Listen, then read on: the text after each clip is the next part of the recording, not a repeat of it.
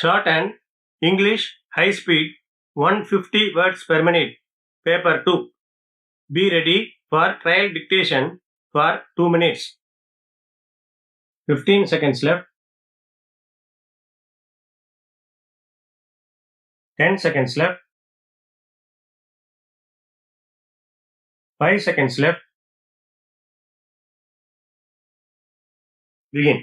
Speaking in the Legislative Assembly, an honorable member said, Honorable Speaker Sir, at the outset, I would like to thank you for the opportunity to participate in the general discussion on the budget. As a matter of fact, I would like to confine myself to points which have not been raised by other members. First, I would like to touch upon the field of higher education. It is a matter of great pride that the Presidency College, situated in Chennai, is one of the oldest colleges in the country. It has a history of more than 100 years and it has produced several great leaders. I would like to request the Honorable Chief Minister to make it as a university and bring all the colleges in and around the city under its management. The next point I would like to make relates to the Agriculture Department. My district of Salem is known for the farming of mangoes. At present, the farmers are not able to store the mangoes safely during the peak season due to lack of proper storage facilities. The mangoes get damaged due to climatic conditions and rodents. In this connection, I would request the Honorable Minister for Agriculture to build a cold storage unit in my district as early as possible. Next, I would like to congratulate the government for starting a scheme to convert assembly debates into digital format. This is a very welcome feature. At present, printed copies of some old proceedings are not available even in the assembly library. I have no doubt that this scheme would help the honorable members to view the debates on their computers. In this connection, I would request the government to scan the debates for the last 10 years in the first place so that the recent records are available online.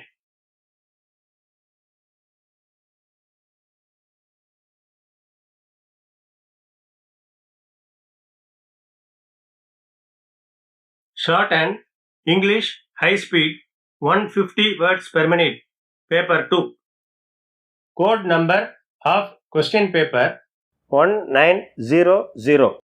1900. Instruction to candidates. Candidates should take down the passage in reporting style of phonography. Candidates should condense the passage into a cogent précis in longhand not exceeding 250 words using indirect form of speech and past tense. The number of words in the précis should be counted and noted at the end. 5 marks are reserved for shorthand performance. Handwriting during condensation should be legible and sufficient space should be left between the lines. Be ready, 30 seconds left.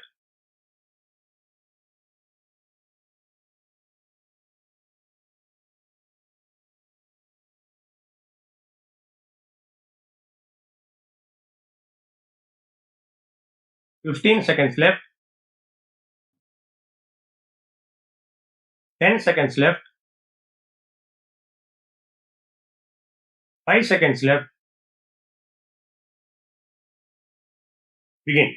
Speaking on the interim budget presented in Parliament, an honorable member said, Mr. Speaker, first of all, I would like to thank you for the opportunity to speak on the interim budget.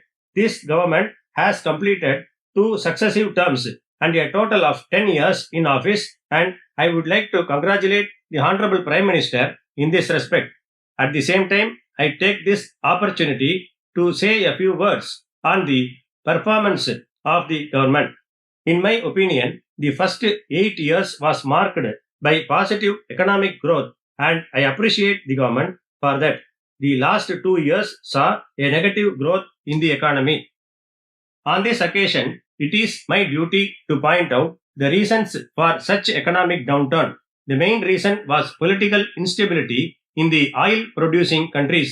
This resulted in worldwide increase in crude oil prices, which affected our foreign exchange reserves. In my opinion, the other reason was the constant pressure put on by the partners in the coalition government to roll back certain good schemes due to political considerations.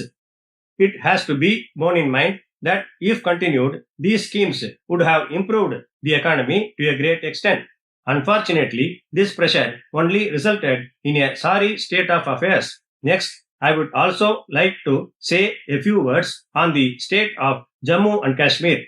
I am sorry to state that the Government of India failed to implement the recommendations of the working group nominated by the Honorable Prime Minister. The working group has recommended restoration of political autonomy to the state and bringing the power projects under the control of the state government. I am sorry to say that we still continue to have the same state of affairs. It is therefore necessary that these two things should be implemented at least after the next elections. As far as education is concerned, I would like to bring to the attention of the House the fact that the interest rate on educational loans has been reduced. I am happy to state that this is a welcome feature and I appreciate the government for this. It has been stated that the government will bear the burden of interest. This would go a long way in taking higher education to all parts of the country in the years to come. In this connection, I would like to point out that some of the nationalized banks do not follow the guidelines prescribed by the government. As a matter of fact, most of the banks deduct a huge sum of money towards interest as soon as the loan amount is sanctioned. It is therefore necessary that the government should issue specific instructions as early as possible not to deduct interest from the bank account of the students. In this connection, I also have another point to make. I am sorry to state that almost all the government sector banks display in public the details of the students who have failed to pay the loan installments due to difficult economic conditions. The poor students who are unable to pay the loans in time due to situations beyond their control are put to shame due to such advertisements. I am therefore to request the government to take serious note of this and put an end to the public display of details of defaulting students. Mr. Speaker, sir, I hope the honorable members of this House remember that the country faced a series of droughts and floods in the last 2 years. This led to large-scale loss to the farmers all over the country. In this connection, I thank the government for removing the tax on rice, which has helped the farmers to a great extent. I take this opportunity to convey my appreciation on behalf of all the honorable members. I would also request the government to credit the crop insurance amount directly to the bank account of the farmers so that they may be able to get the benefit without going to the middlemen. As far as the armed forces are concerned, I would like to appreciate the Honorable Finance Minister for declaring one rank, one pension scheme in this budget. I am sure that this would go a long way in removing disparities in different wings of the armed forces. You are aware that this has been a long pending demand and I congratulate the government in this regard. With these words, I conclude my speech. Thank you.